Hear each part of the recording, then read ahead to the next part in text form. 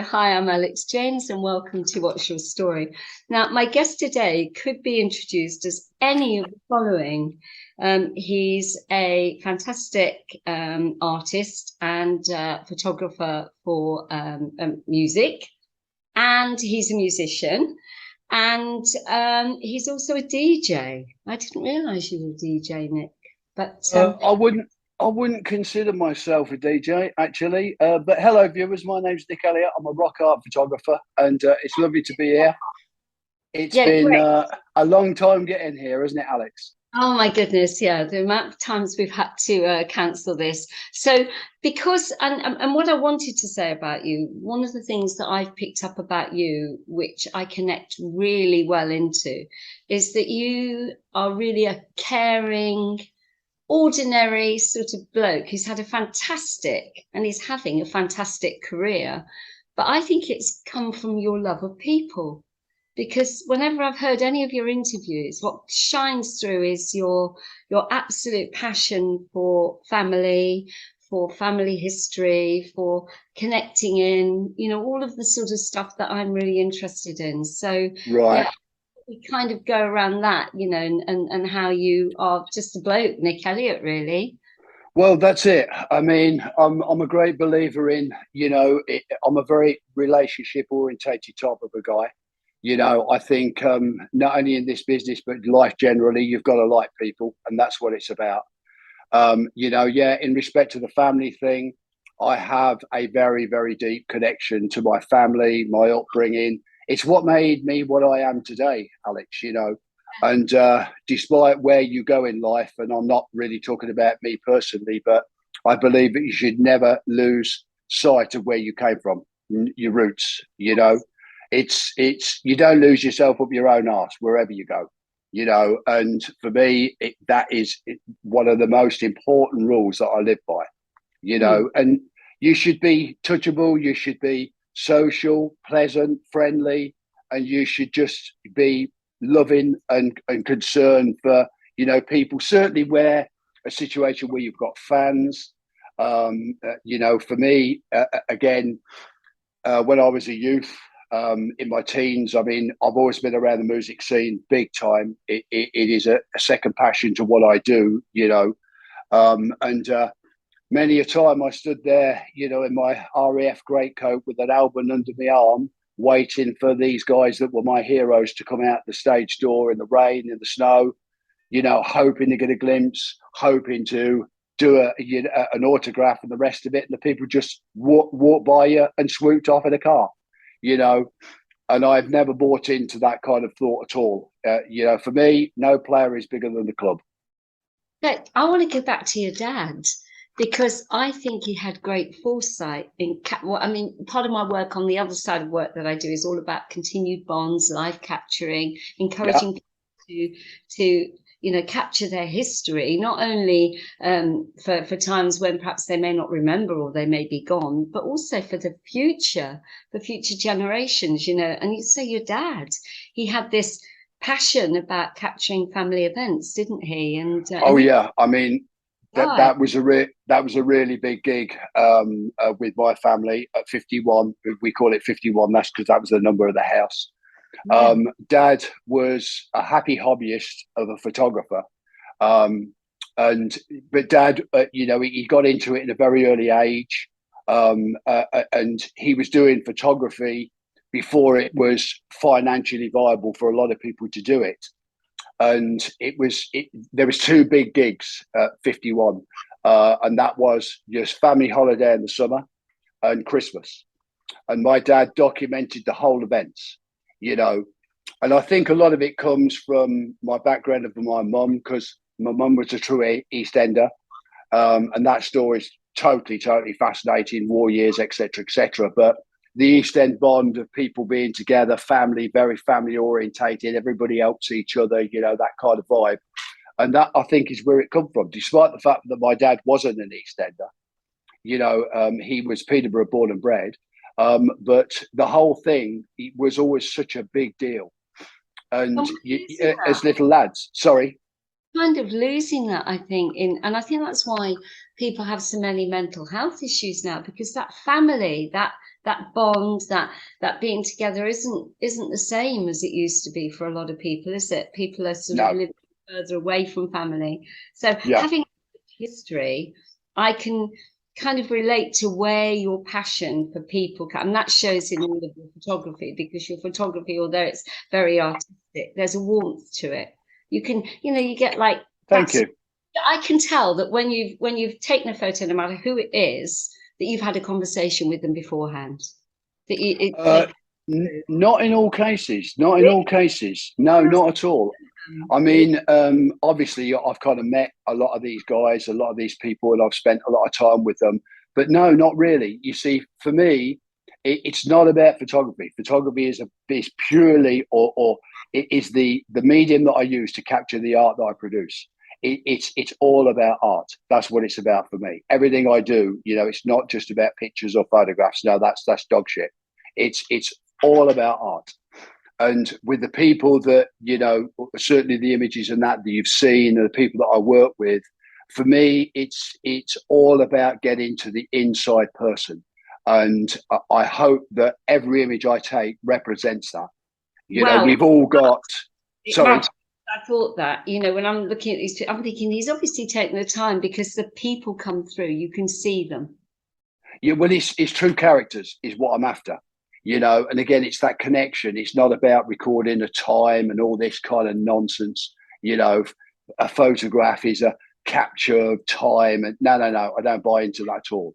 It's literally what you want to create, how you create it, and it's what the artist, i.e., me, is there to do. Not just take a reportage picture. That's not what it's about at all. It's about getting inside. It's getting inside the feeling. And I like to think that whether it be male or female, when people view the images and the work that I do, they have their own kind of concept of what that image means to them. It's not a generalization. It's you look at it and you go wherever you want to go, in your head, emotionally, in your heart, whatever it may be. And that's what it's about. It's a lot deeper for me, Wow. seriously deep. So there I am looking at a photograph, and I'm thinking that you had a conversation which you may not have had. That's all in my head because of the Yeah. way the photographs me. That makes you even more extraordinary. I think that you can capture the essence of a person like that. I mean, Well, they thank you for saying that. I do, and well, I mean, I think your work is fantastic. So, tell us a little bit about yourself and what you're doing. Wait, whatever you want to say, really. I'll just, chug alongside you and ask questions. Okay. Well, excuse me. Obviously, there is a lot to tell. But if we're talking about what I'm doing at the minute, I've kind of made a bit of a sidestep, into something which I title as conceptual dark art. I think it's a project, in all honesty, Alex, that's been here all my life, but I never actually discovered it until the end of my marriage 5 years ago. That kind of switched something on big time. And I decided, that I needed to represent the emotional turmoil that I'd been through, that I'd gone through, and to a degree still going through, in some respects. The whole experience of coming out of a 29-year relationship, and that was the kind of lid on the jar of essentially a change of my life that happened 28 years ago when I lost my poor mum. And then on the back of that, I then experienced the loss of my son, and then the loss of my dad, and then the loss of my wife. And it all kind of crescendoed into being something that I think has been very deep inside of me all my life. So I'm doing several projects, and it's an ongoing thing. This is not kind of time sensitive at all, which will hopefully end up in touring shows, representation across the world in various art galleries, fine art coffee table books, which is also a lot of the stuff that I do. And hopefully we'll end up in a placement in either Tate Modern, V&A, Photographers Gallery. That's what I'm after. Before the co-op knock on my door, that's the plan. Wow. Well, I have to say I didn't research very well then, because I didn't know about your son. I knew that your mum and your dad Yeah. had gone, but I didn't know about your son. Yeah. Which bits you want to talk about there, and talk a bit more about the work that you're doing, because that's very interesting too. Well, this is totally what I'm about, really, totally what I'm about. And to be honest, like I say, Alex, I never really knew that there was this kind of thing, this cancer inside eating away. You know, I mean, I live my life purely by my heart and my head and the creative side of what I do. You know, I term it as just this side of sane, because it's a very strange place that I live. And when I say that, I mean mentally. You know, I'm always pushing the line, always moving it. You know, I never get there. It's a real kind of fight between the two people inside your head. You know, these two characters that are inside my head. And this thing then was born out of that, and it was literally like a liberation. It was, holy shit, you know, this is it. I've now discovered what's been shagging me out all my life. You know. And it was a collection of all those things over such a long time. And the first part of the project I titled as Loss.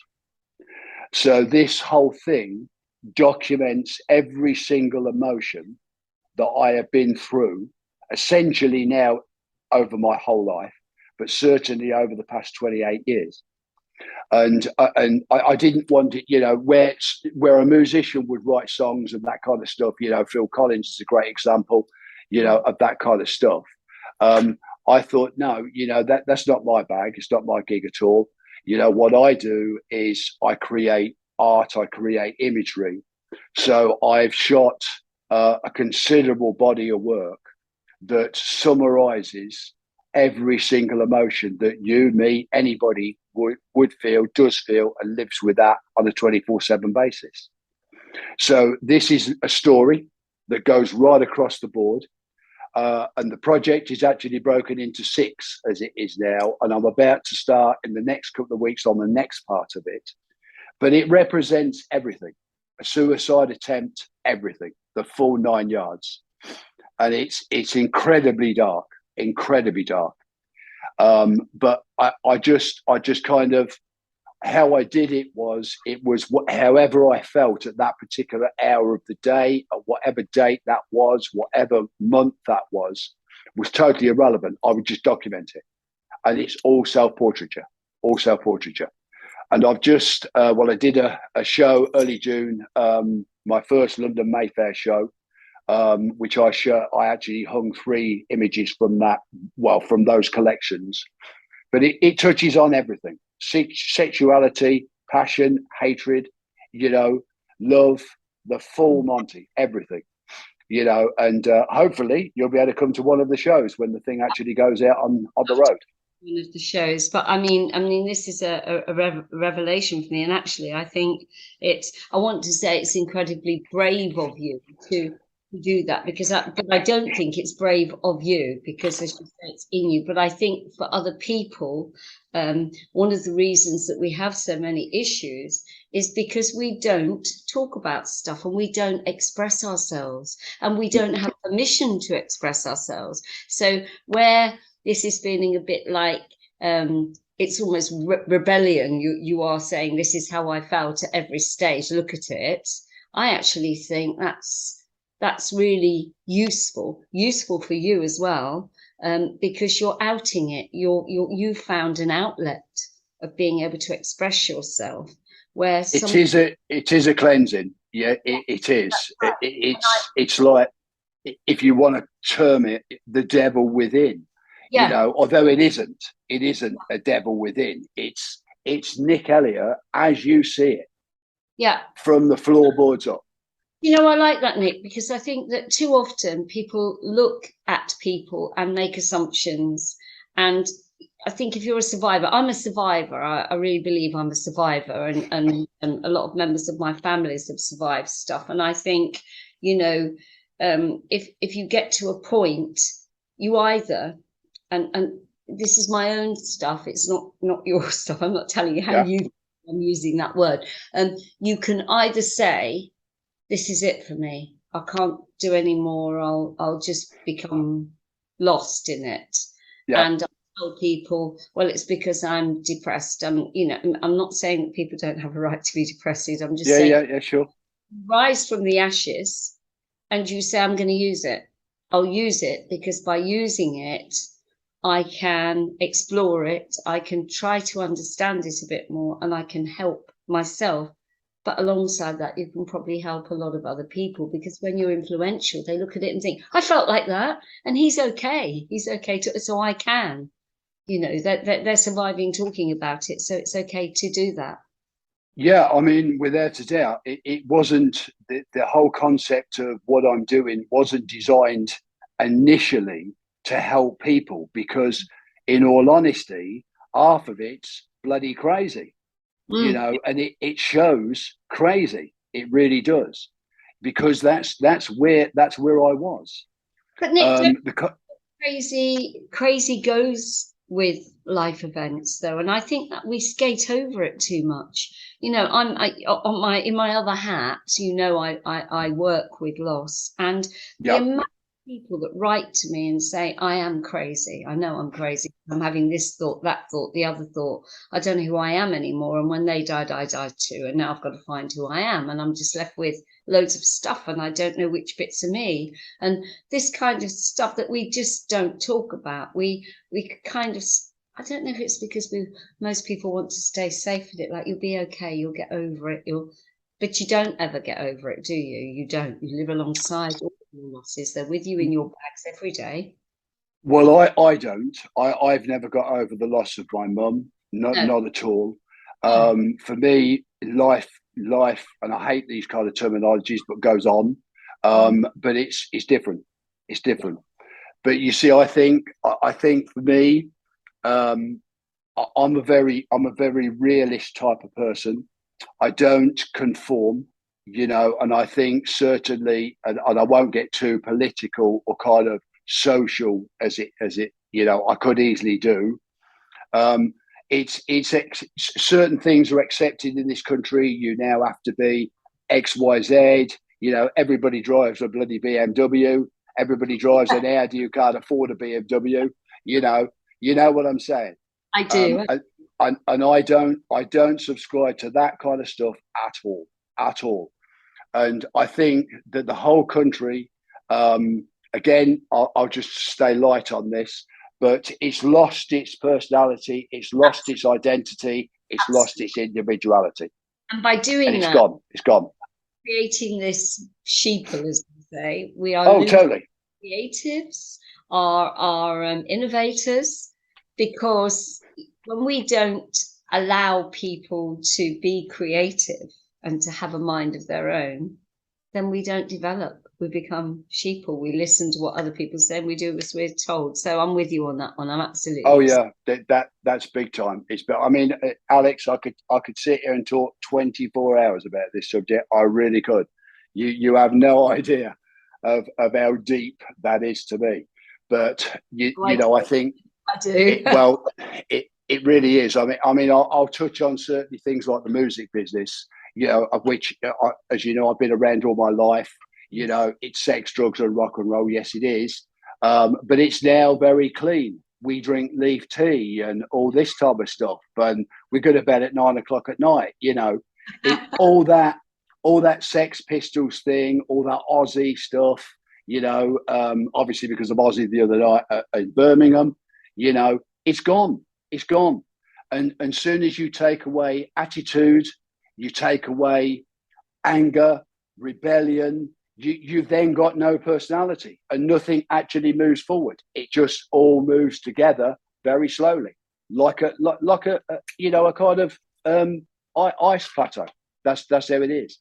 And you haven't got standout things because in this country it's been bred out. It's been bred out. It's no good. People who won't accept you can go, you can piss off. We don't want you. Don't want Yeah. you. I mean, we're killing expression. We're killing personality, individuality. When you Oh, it's do. gone. Yeah, it's gone. It's gone. Yeah, it's gone.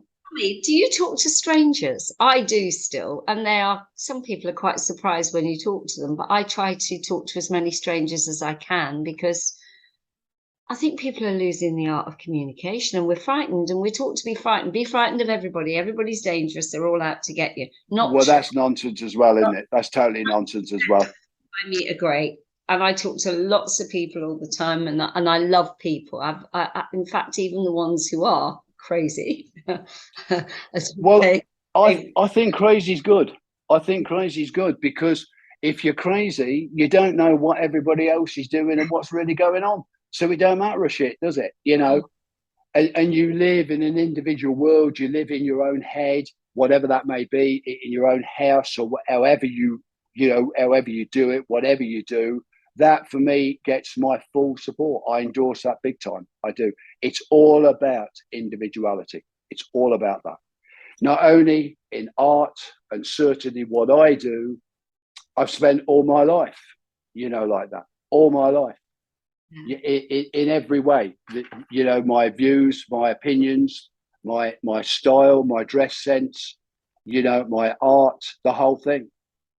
Yeah, I'm big time on that, big time.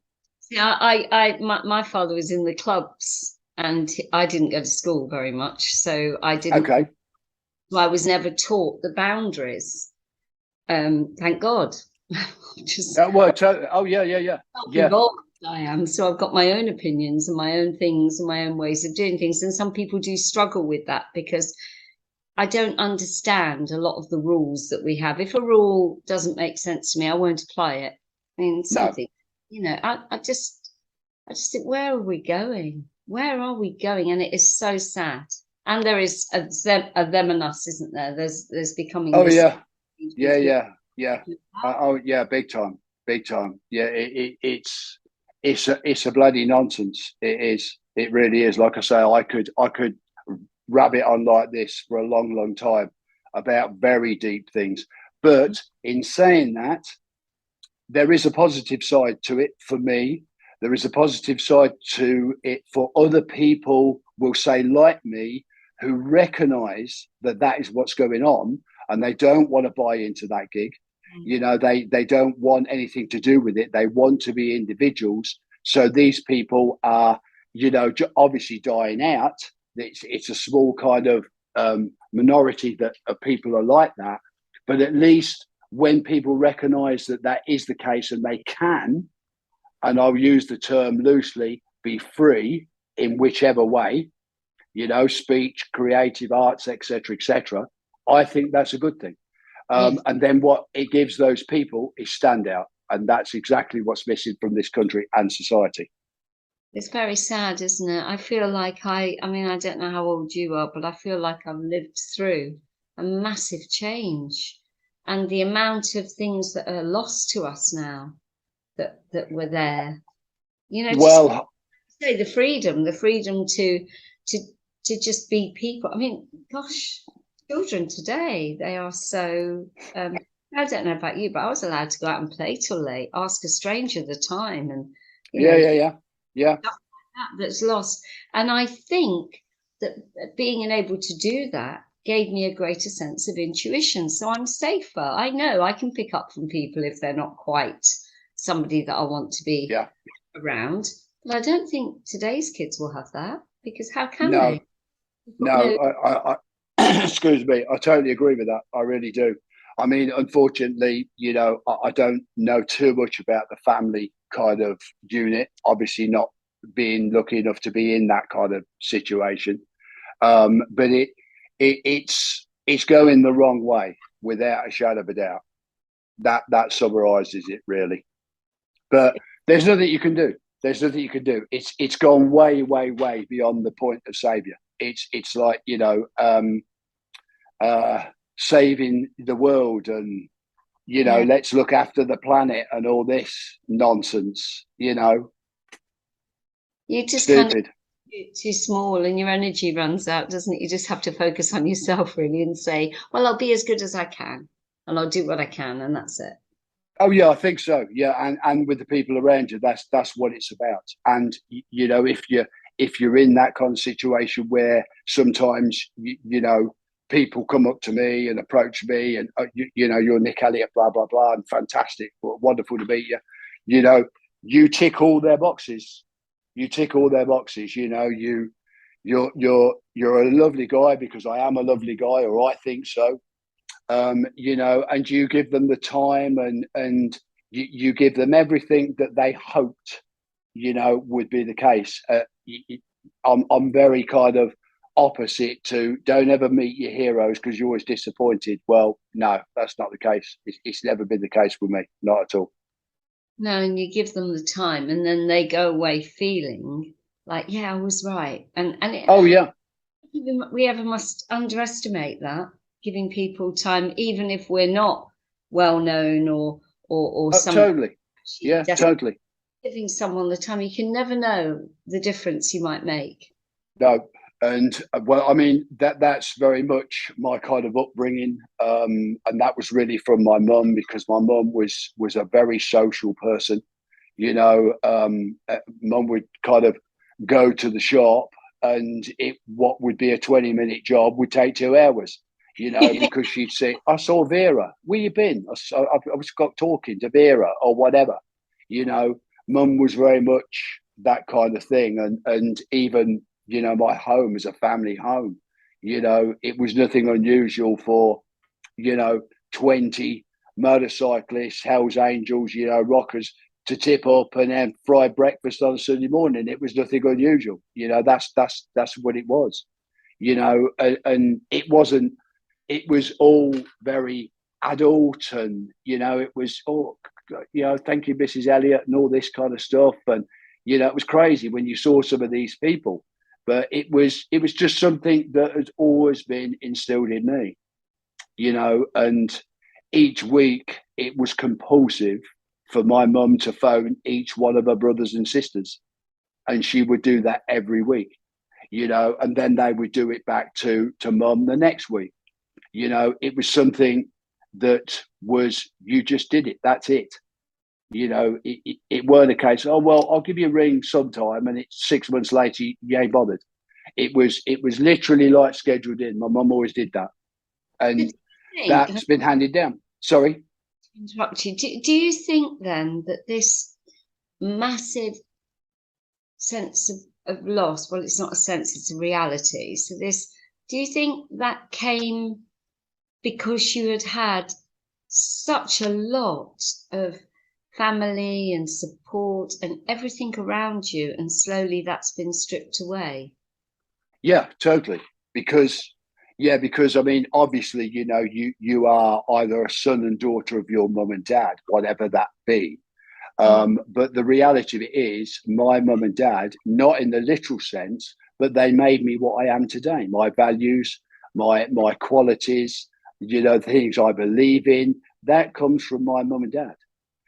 All I did was then hone them skills, you know. But it all comes down to mum and dad. It always does. Or certainly, a lot of people, obviously, who will watch this may well disagree with that, but that is certainly the case where I'm concerned. No, I think that's absolutely the case where you're concerned. So I can see. So there's no mum and dad, and the wife's gone, and the child is gone. Yeah, yeah, You know, so why wouldn't that leave you in this dark place? And perhaps if you hadn't got the capability to express that and to out it, as we said at the beginning, maybe you wouldn't have survived it, Nick. no, I wouldn't have done. No, No. I can categorically state that. Categorically state that. You know, there's been a series of events that have happened, as obviously there is in everybody's life. There's points where your life changes, where you know various different things happen, whatever it is, and I can cite all them. I can cite everything that's happened from, you know, me being just a small little boy, and I thought that is where my life changed to this, you know, and without a doubt, that kind of thing happened at a massive rate over the first 12 months of my kind of separation from the wife, without a shadow of a doubt. So many things kind of plugged in that had been there, and I thought, Christ, that's, and I'd wake up at 4 o'clock in the morning and shit, this is what I should be doing, and this is what has gone on. It's really, I'm a very spiritual type of person, very, and I believe that it's all fated. The whole gig is totally fated. And, most of this stuff that I'm talking about, in my view, and I'm not trying to sell this to any Tom, Dick and Harry or anybody else, came from my mum and dad and Jesus. That's where it came from. And it still continues to do that. I'm not a religious guy.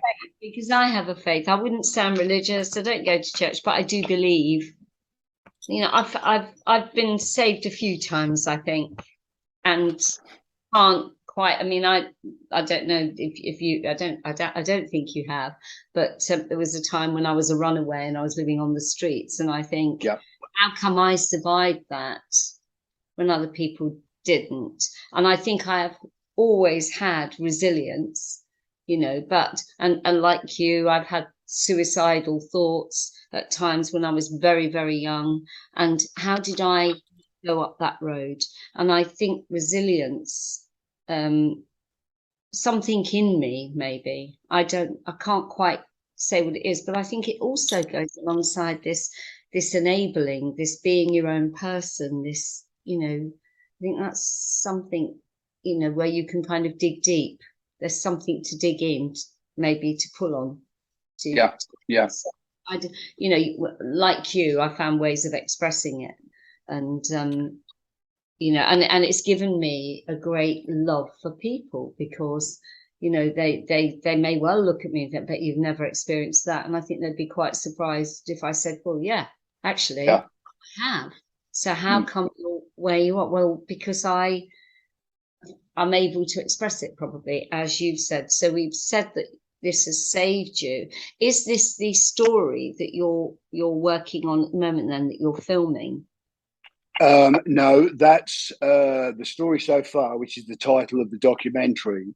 It's a 2-hour documentary that is literally documents my life to present. And it starts from being a small boy, right throughout the growing up process, because I mean, this is all I've ever done. I'm a working photographer. I'm a working artist. I've never done anything else. I've never wanted to do anything else.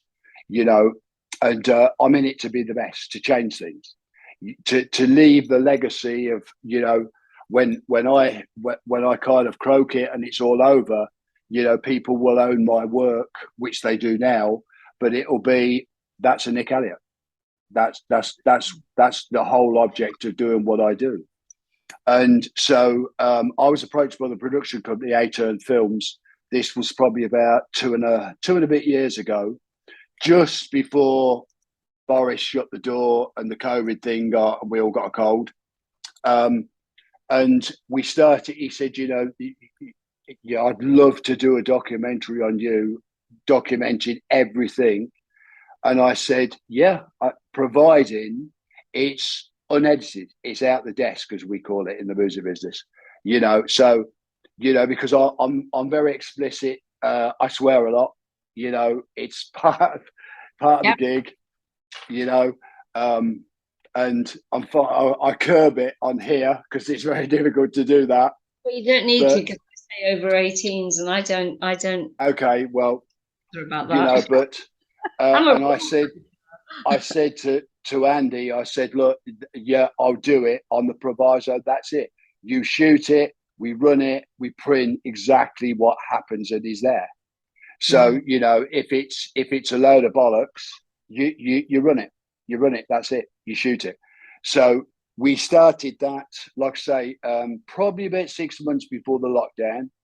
We got into kind of doing the various different concepts of the content of it, and then the pandemic hit, and we kind of had to ice it, you know, for pretty much 18 months, nearly 2 years. And we've started that last year.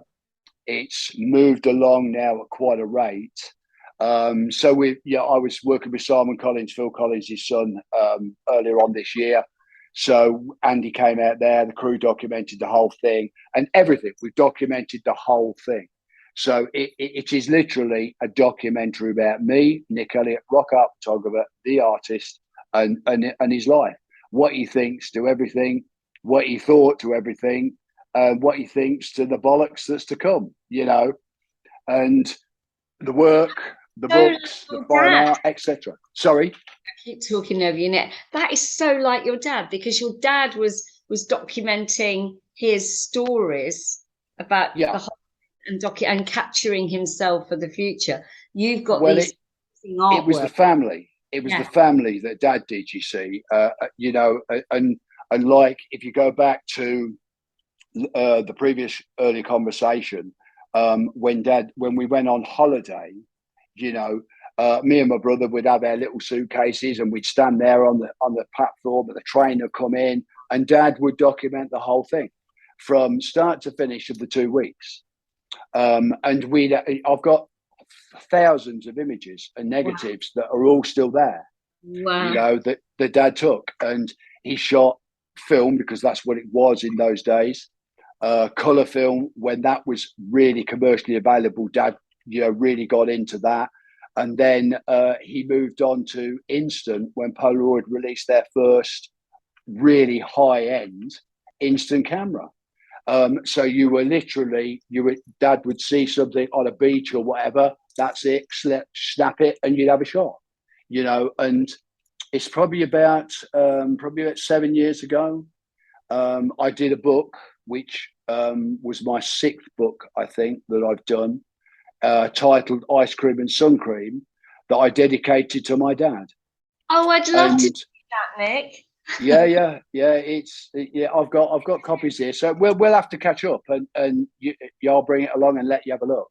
I would love to see that. I would love to see memories of my own childhood then. Oh Christ, it was wonderful, you know, because it took 2.5 years to shoot the project.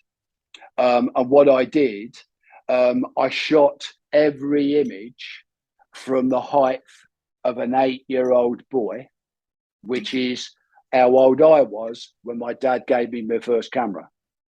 So if I was 8 now, that's what I saw through the eyes of an 8-year-old lad 7 years ago. And then I put that into a book, like I say, entitled Ice Cream and Sun Cream, and it documents the whole process of family going on holiday, but how I would see it now at the age I am, but from the height of an 8-year-old lad, if that makes any sense. It makes perfect sense. Yeah, I'd love to see it. I'd like to see some of these old photos as well, though, because I've got hundreds of them. Again, you know, it's wonderful. It's wonderful. I love all the old stuff, the stuff that Dad did, because unfortunately, a lesson that I've learned is a lot of these had never got my dad in because Dad was taking them. So it was it was me and Gary, who's my brother, and my mum, you know. And it's a bit of a gas when you get to this kind of age to find, unfortunately, your poor dad isn't here anymore, you know, and you want to reflect, you know, and Dad ain't in most of the shots, which is a drag. Like you did it with the 8-year-old boy, you'd see it with his eyes then, wouldn't you? Although you're seeing it with his eyes, you're seeing what he saw. No, forgive me for correcting you. No, not strictly. No, I see everything my way,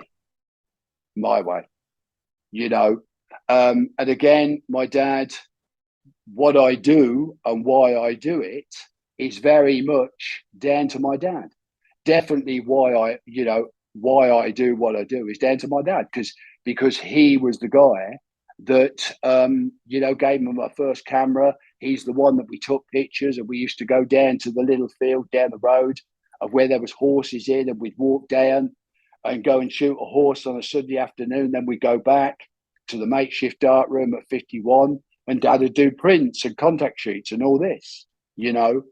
And then when I think what I was saying there was, like, when you look at his work, yeah, though he's not here, so you haven't got many photos of him, and although you interpret it through what you see, you're still seeing what he saw.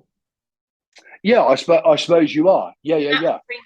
That's what I meant. So that would bring you close. Well, it would certainly connect me, because I would start to be thinking, what was he thinking when he took that? What might he have been thinking? Because he obviously wanted to capture that particular thing. So it would be a great connection. That's why I use that to him. Yeah, no, forgive me, I now understand what you mean. Yeah. I mean, I can amplify on that more, because I don't, in all honesty, Alex, I don't need a connection, because the connection is always there. My mum and dad are here all the time. And still, the influence of what they do and that they have on my life is massive, despite the fact that they're no longer here, you know. So, but yeah, I take the point that you're making about the connection. Yeah. Yeah, you're very lucky to still have that sense of them, I think. Yeah. Well, I think it's just again, I don't really think it could be, you could term it a state of mind. I personally don't agree with that. I don't think it is a state of mind. I think it's a little bit more than that for me, you know, without a shadow of a doubt it is. There's a feeling, there's a presence, there's, you know, sorry, I missed that. Energies. I'm thinking of the energies, because I sometimes have that myself, where I can feel that they're not entirely not there. You can't see them. Yeah. It's a bit of a special gig. It is. So where are you now with your journey through that, the photographs and the logging your life? Where are you? Have you finished that project, or is it ongoing forever? I suppose it is. Are you talking? Forgive me for talking over you. Are you on about Story So Far, the documentary? No, I've gone back to the photographs that you right depicting your journey through loss. Ice Cream and Sun Cream. That project is now done, and luckily enough, I managed to get that finished before I lost my poor dad. So he experienced, you know, the final collection and body of work. With the Lost project, no, that's an ongoing thing. That will now be an ongoing thing 24/7. I still work a lot in the music industry. I not that will be always there, because it's me. It's what I am. You know, that's what I am. But this is an ongoing thing. It's not time sensitive. The object is to, like I say, to tour. Well, certainly the UK, various parts of the world. I'm hoping to go out to the US next year to do a Nick Elliott US tour out there, which has been shelved for the past 2 years because of the COVID issues and all that, you know. So that is all part of it. And the show will consist of meet and greets, one-to-ones, and I would just sit there on stage and I would tell the story of my life and how I've come to be where I am, the richness that I've kind of lived with and still do, because you can't put a value on the richness of my life. You know, it's been rock and roll, baby, rock and roll, you know, and but it's been great. It's been great, you know. If I was to kind of smoke it today, it wouldn't really matter. You know, I would look at it and say, well, Jesus had enough. I'd done my bit. Hasta la vista, I was gone, you know. But yeah, it's an ongoing thing. The books now feature very much on the menu, because I've got my own publishing company that looks after the books and the fine art stuff. And it's the natural step for me to go. you know, to literally do this stuff, put it out there in books, touring exhibitions or whatever it is. And there you go. I'm done. I'm done. I'm done. You Moving know, on, I can't do no more. 'cause you'll Sorry. be, it will be ongoing. Of course it will, because you'll be documenting this until the day you die. Oh, totally. Oh, yeah, totally. In fact, I should document the death I thought you would. if I can. You know, oh God, yeah, yeah. Because I mean, certainly part of it, you know, the Lost Project, it's probably not for your viewers, for us to talk about it now. But I mean, I'm more than prepared to do so. But it documents a suicide attempt. That's what it documents. The whole 9 yards. Why would you say that it's not for the views? You see, that's what gets me. We hide away from that, and I think we shouldn't. We shouldn't, because you know, when people are feeling that, if we opened it up and allowed them to express it more and talk about it, and didn't say, "Oh no, you know, we don't want to know about that," maybe they wouldn't they wouldn't go ahead and do it, because Well, perhaps it's I think hopefully when this stuff is actually showcased, um, it will possibly stop some of those things happening, because it's literally you'll see this stuff, and I mean it's raw, darling. It's raw. It's heavy shit, you know. And what. people would. Let me ask Sorry. you, what actually did stop you then? What stopped you? Actually, it crossed that point of no return, and it was a friend that stopped it. My best friend, a guy called Lindsay Barn, who I've known for 35 years. He was there, and the brief and everything was to shoot whatever happens. Whatever happens, shoot the bastard, whatever. And that's literally what he did. But it was a case of where I then slipped into unconsciousness. Lindsay saved, got the rope off the neck and all that kind of stuff, you know. And I'm here to tell the tale, despite the fact that I've got a serious neck problem that I didn't have before. But you know, so oh yeah, it's for real, and it's for real. It's there's nothing that's falsified. It's not mocked up. It is as it happened. End of. That's it. And if it had been the case of where I would have died, that's it. And the instructions to my people that work with me is to, you know, this stuff must live on after I've gone, categorically. Yeah. You know, and it's not there, Alex, to educate people or stuff like that. That's not what I'm about at all. What I'm about is that people have to find what they need from the stuff that they see that I produce.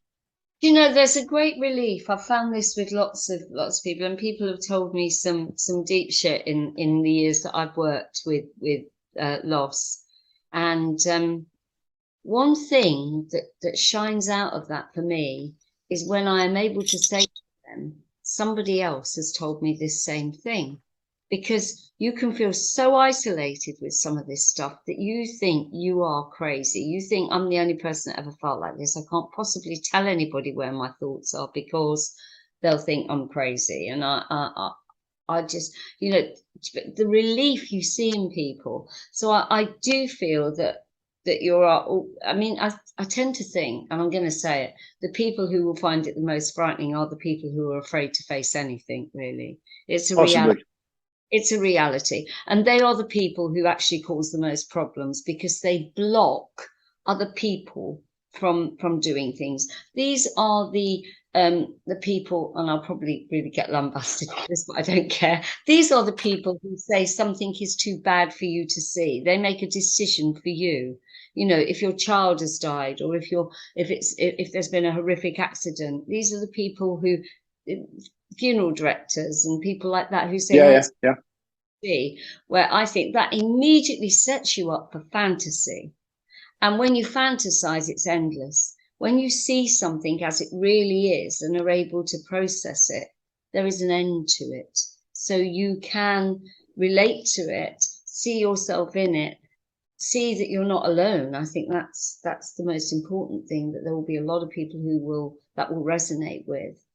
And Yeah, I mean, I know whether sorry again to talk over you, the importance of my close friends, mhm, you know, and I'm talking proper friends. A lot of these I have known virtually all my life. mm, You know, I'm quite choosy. I'm that kind of thing. You know, I don't have oodles of friends. I don't go drinking in pubs and all that kind of shit. You know, everything is very private. It's very intimate. You know, and all my friends are like that. And I owe those people a hell of a lot, a hell of a lot. Um, but it was never done for effect, mm, Alex, which is one of the reasons why, you know, I'm a little bit kind of reluctant to talk about these things. yeah, When the thing is hanging on a wall or it's in a book, there you go. yeah, Do whatever you want. Look at it, view it, get whatever you need from it, whether that be love, sadness, emotion. Stand there crying, think he's a mad fucker. You know, it doesn't matter. It, if that's the case, the job is done because What, it's gone where it needs to go. what you've done is captured your life experience, good and bad, then. Yeah. Um, Good and bad is even a matter of definition, isn't it? It's how you Oh, look at it. totally. Yeah. But I suppose what I'm trying, it's the lack of, we've only got this lack of communication because we don't talk enough about this stuff. But I do honestly believe that this stuff shouldn't be hidden away, and that when people look at it, whatever resonates within them, it could be a very useful thing for them, because Oh, definitely. to see how things can look so dark that there doesn't feel like there's any chink of light in there, and then to see emergence again is a good useful thing. But you can't Yeah. tell them that. They need to experience it for themselves. Oh, yeah. I think all these kind of things, Alex, are personal. You know, and like counselling and stuff like that. You know, I know it helps some people. I You know. know, I, Counselor, I hate the word. I can't think. Do you know what? That's one thing. Now I've got to say this. Counselling. I say support. And the only reason that we need a support and we might need a stranger like me is because perhaps we haven't got this fantastic family. Or like when I was a kid, the woman down the road who constantly had the kettle on. You yeah, know, yeah, yeah, this community is gone. And so yeah. people are quite isolated. So counselling, I don't know, I prefer to say support, but I had to get that in. Yeah, no. Whatever. You, like I say, I don't expect people to subscribe to my views. This is not a Charlie Manson kind of gig. You know, you've got to believe me because I'm talking. I know what I'm talking about. Bollocks! I don't know what I'm talking about. Not at all. In a technical sense, what I know, what I'm talking about, is where I am, how I feel, how I felt. That's it. You either buy it or you don't. And if it helps, it does. If it doesn't, well, you know, it's just not going to work. That's right. If you don't, don't look at it. I think choices are great. It's Yeah, what we well, love, really, isn't it? that's what it's all about. Right to choice. That's Well, what it's all about. listen, I've really enjoyed this because it's different. It's been different, and because I think anybody that knows you can talk to you about your music, and I love your music choices, by the way, very eclectic. Love Oh, it. thank you. And yeah, so maybe we can have another one at another time Love when you're to. Yeah.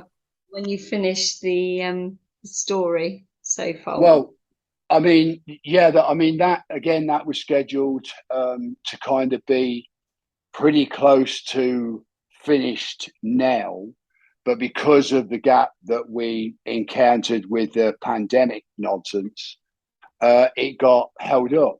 But to be honest, I mean, something that we have discussed, me and the production company, and that is that this may be something that rolls on, Yeah. because, you know, every day in the life of Nick Elliott life is another giggle, bag of shit, you know, satisfaction, whatever it is. So you know, it's not a case of, okay, when this is done, thank you, good night, see you next tour. It's not that. It's an ongoing thing.